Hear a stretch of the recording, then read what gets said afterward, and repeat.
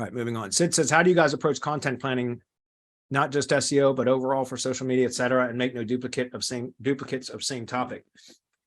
Well, I don't think there's a problem with duplicating content in the same topic, especially for social media, because if you publish something today, like a link to a post that you published on your site, only a very tiny fraction of the followers on the social media profiles or whatever are going to see it. So you can republish that same link next week and you're going to get a different batch of people to see it, right?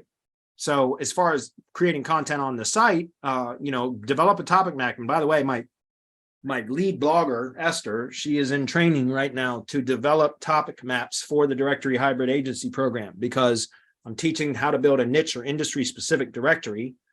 And then how I'm training her right now to develop topical authority to that industry specific directory. She's using TreeCare HQ, my directory site, as the testing grounds.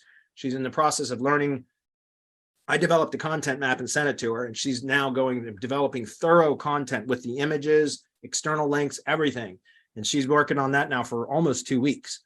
So hasn't published anything yet, but she's been working on it for 2 weeks. And the reason I bring that up is because we're going to be offering that as a done-for-you service for DHA program members, which is we will develop the content map, the topical authority map, and the content for your directory. I want our directory agency program members to be focused on sales and generating revenue, full stop. Well, I didn't do any sales calls this week because I had to publish 14 articles on my directory site so that I could become a topical authority in my industry. Okay, well, how did that make you money today? It didn't. And it's not going to for weeks or months. So stop it. Go sell some SEO services first, generate some revenue, and then you can work on that shit, right? You understand? So I don't want our members to be focused on like all the busy work that SEOs do to avoid sales calls. I'd rather you guys be generating money and then let us do a lot of this work for you, right? And so I'm training her so that we only need one blogger for this right now. Once the program grows, we will have to probably have a team.